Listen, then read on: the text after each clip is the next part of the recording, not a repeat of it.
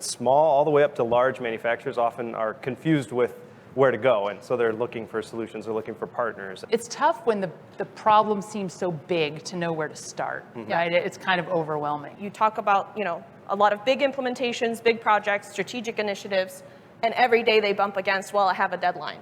Right, yeah. And a workforce to feed and a community to support. And a lot of open positions to fill constantly. Yeah, you're right. They're not strategically able to run their business because they're on the shop floor tending the injection mold machines, putting parts in boxes. And it's great that they have that experience, but it's also challenging to balance all of those priorities. Oh, yeah. So manufacturing is a huge opportunity, and companies within there are on a scale of early to late stage, right?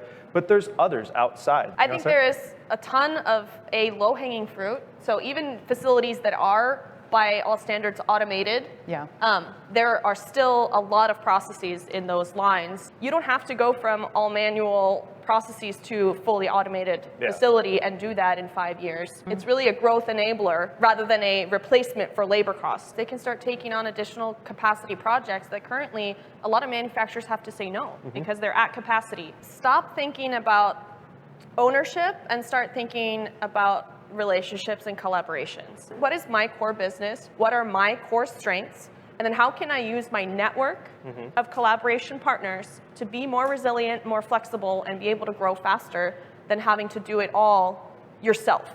Don't do what you've always done just because that's the way it's always been done. You have to get started with automation now.